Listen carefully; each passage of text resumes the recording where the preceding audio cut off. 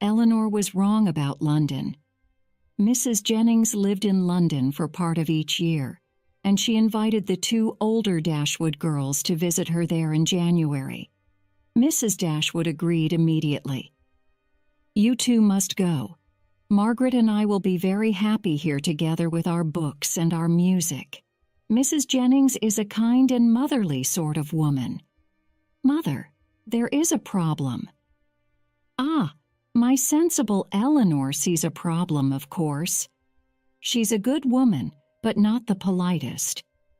"Eleanor, if you don't go, I will," said Marianne. Marianne, of course, was hoping to see Willoughby in London. "And you'll enjoy it too. Edward will be there." "Yes, you can meet his mother. She'll be your mother too one day," Mrs. Dashwood said happily. They arrived in London after a 3-day journey in Mrs. Jennings's carriage. Her house was large and comfortable. The girls had a very pleasant bedroom, and Eleanor immediately began to write a letter. Marianne was writing too. "I'm writing to Mother," Eleanor said, "and so you need not write to her today." "I'm not writing to her," said Marianne quickly. "She's writing to Willoughby," thought Eleanor. Marianne finished the letter and gave it to a servant to take. All evening she listened for a knock at the door. At last there was a visitor, but it was only Colonel Brandon. Marianne ran out of the room. "Is your sister ill?" he asked Eleanor anxiously. "Oh, no, she's just tired, and she has a headache," Eleanor told him. Poor man, she thought. He talked politely for some time, and then asked her, "Will you be pleased to have a new brother soon?" "What do you mean?" asked Eleanor. He tried to smile. "Well, everybody knows about Marianne's engagement." "Everybody? That's not possible. Her family don't know about it. How can other people think this?" "I'm sorry. I didn't mean to be rude. I just want to know. Have Willoughby and Marianne agreed everything? Will they marry soon?" Eleanor could see his love for Marianne clearly, and so she tried to explain everything to him. It was better to be honest. There was not much hope for Colonel Brandon. No other visitor came, and there were no letters for Marianne during the next few days. Marianne wrote another letter to Willoughby, but there was no reply. This is very strange, Eleanor thought. She decided to write home. Her mother must ask Marianne about the engagement. A few days later, they all went to a party. It was a large party with crowds of well-dressed people, and the room was very hot. Eleanor found 2 chairs for them by the wall. Suddenly, she saw Willoughby. He was standing near them, talking to a young lady. Marianne saw him too. Light came into her face, and she jumped up. Eleanor pulled her down again. "Sit down. Be calm," she ordered. "Why doesn't he come and speak to me?" Marianne asked. "Perhaps he hasn't seen you yet." Then Willoughby turned round and looked at them. He held out his hand, but to Eleanor, not Marianne. "Willoughby, what does this mean?" Marianne asked. "Didn't you get my letters?" He looked very uncomfortable. "Yes, thank you. You kindly sent me news of your arrival." Then he turned away to the young lady again. Marianne's face was white now. "Go to him, Eleanor. He must explain. Surely there's some mistake." "No, my dear sister. It's not possible now. Wait until tomorrow." But the next morning early, Marianne was up and writing a letter. She was crying hard. "Marianne, can I ask?" "No, Eleanor. Don't ask me anything.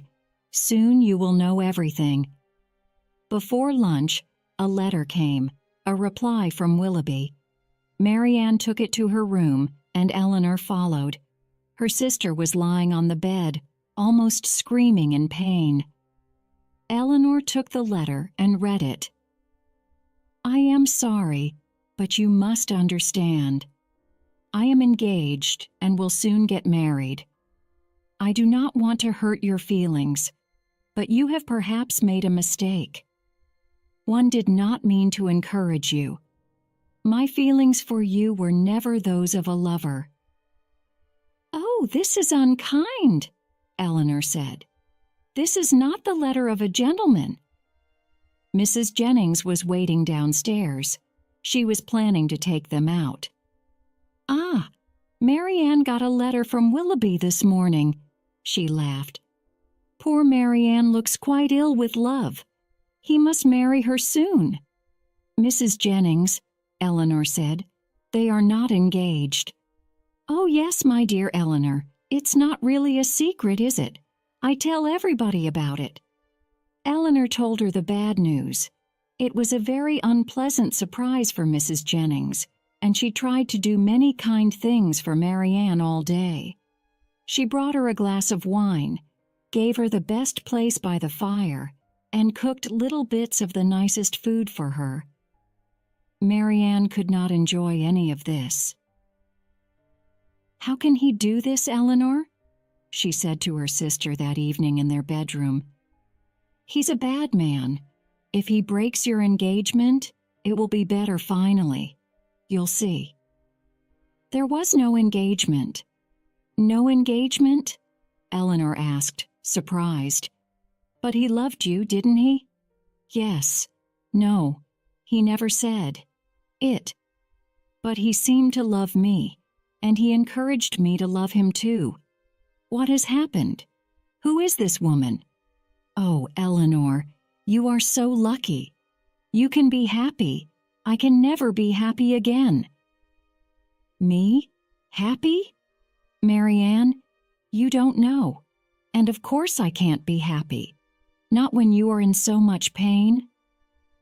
The next morning, Mrs. Jennings brought them news about Willoughby's young lady. "She is a Miss Grey, and very rich, and so he's broken his promise just for money." Well, there was no real engagement between Willoughby and Marianne. "No, don't try to explain it. He's not a gentleman. But there's one good thing. Colonel Brandon can have her now. He'll be a very good husband.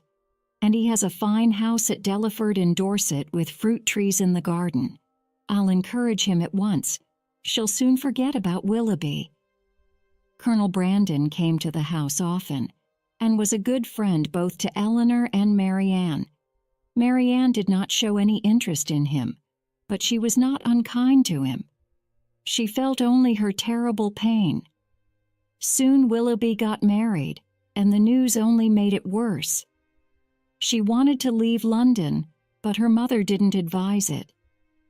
There was more to do in the city, Mrs. Dashwood wrote in her letter, and their brother, John Dashwood, was coming to town soon. They must see him. The Middletons were also in town. "I shall never speak to Willoughby again," Sir John said. Lady Middleton was polite, but a little cold, which was not unusual. In fact, Eleanor found this easier. Too many people were anxious about Marianne and talked about her all the time. And then the Miss Steeles arrived in London. "You are in London, then?" Lucy said to Eleanor. "I thought so." Eleanor understood her meaning very well, but said nothing.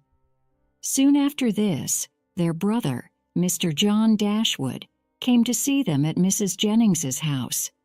Colonel Brandon was there too that morning. "And so you're all happy in your new Hyde home at Barton. Edward told us all about it. I must meet the Middletons. Will you take me to meet them, Eleanor?" Eleanor agreed. It was a fine day, and they could walk the short way to the Middletons' house. "Colonel Brandon seems to be a good sort of man, a gentleman. Does he have money?" "Yes, and a large house." "Wonderful. He'll be a good husband for you, Eleanor." "For me?" Eleanor asked in surprise. "Oh yes, I watched him. He looked at you a lot." "No," Eleanor said. "He doesn't want to marry me." "You're wrong, Eleanor. Wrong. You must try. You haven't got much money, it's true, but he'll have you, I'm sure. We'll all be very happy for you. Perhaps my sister and Fanny's brother will both marry at the same time." "What do you mean?" Eleanor asked quickly. "Is Edward going to marry someone?" "We think so, yes, very soon.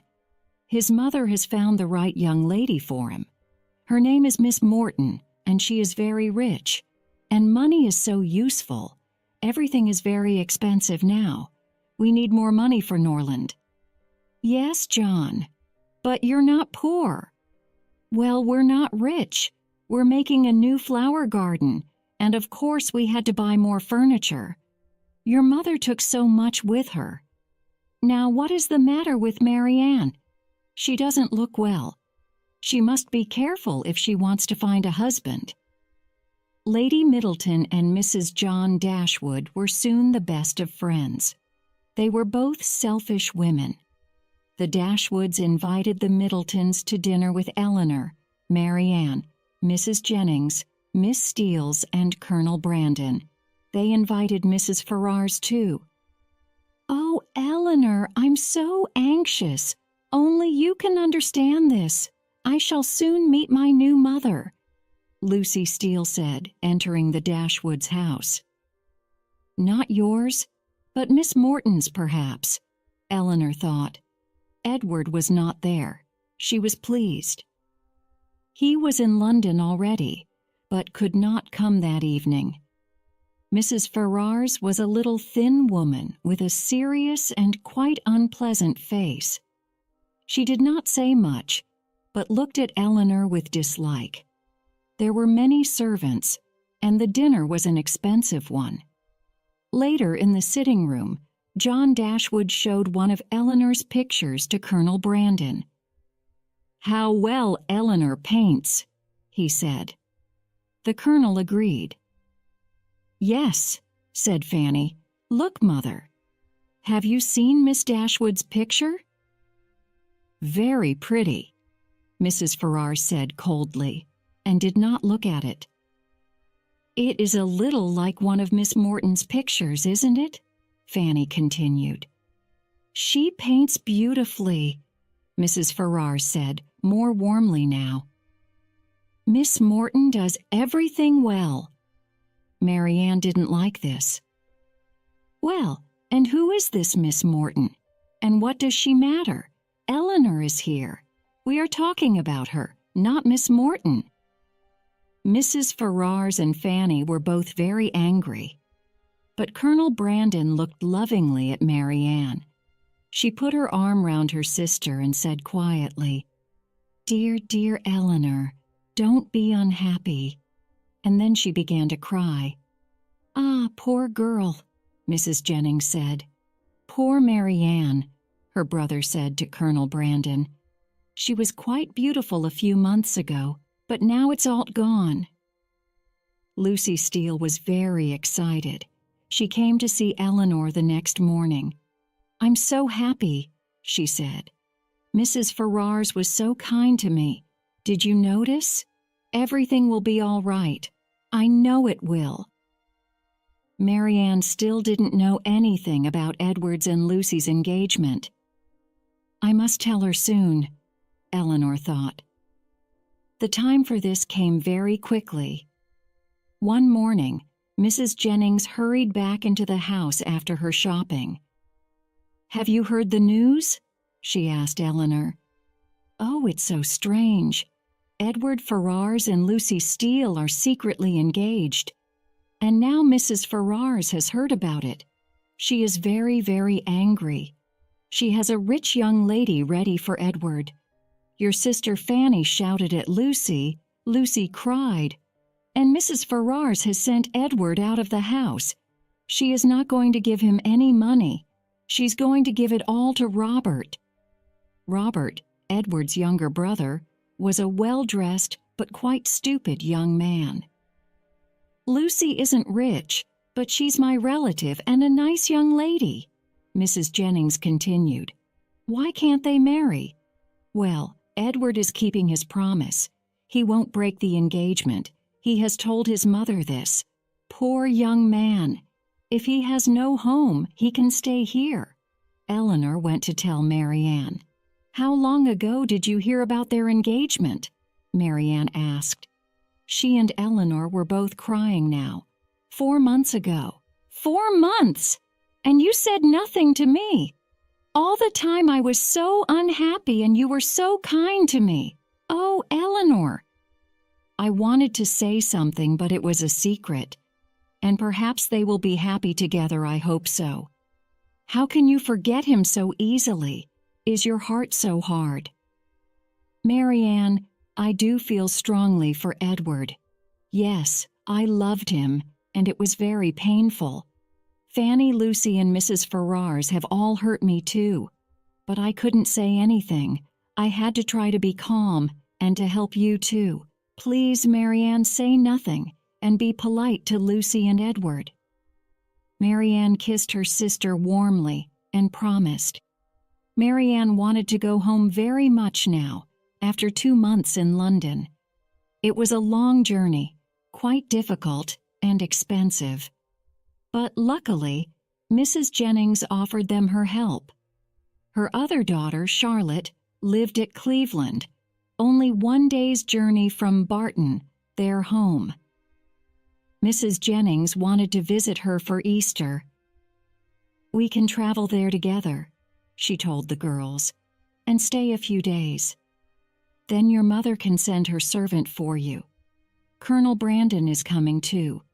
We shall have a happy time. Oh no, Mary Ann said to Eleanor. I can't go there.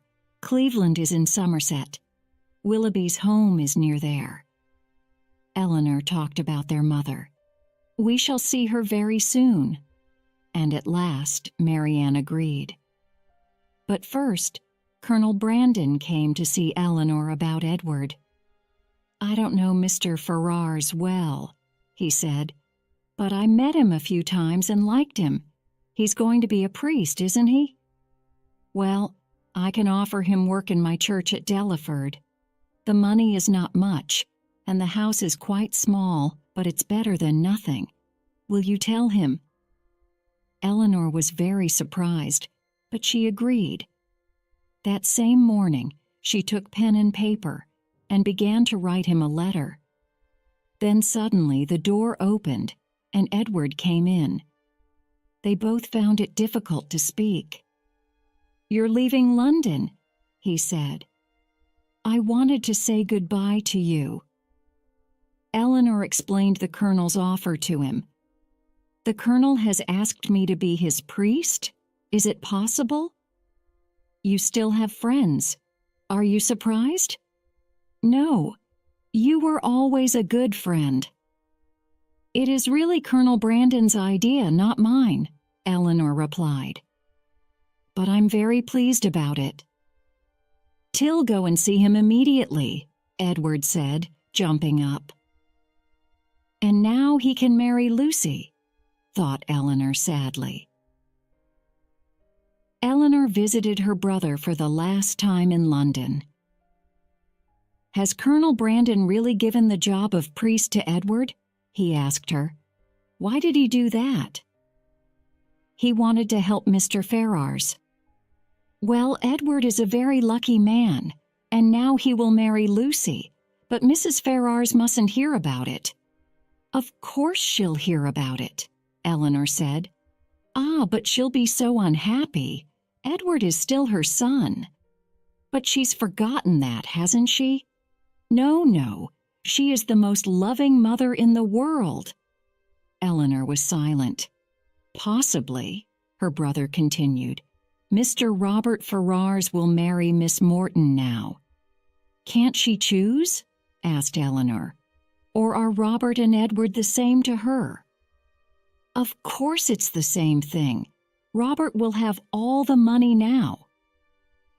Early on an April morning, They began their journey to Cleveland and arrived there after 3 days. The house was large and modern, with beautiful trees round it. Mary Ann enjoyed walking among these trees, thinking sadly of Willoughby and his house only 30 miles away. She walked through the wet grass and far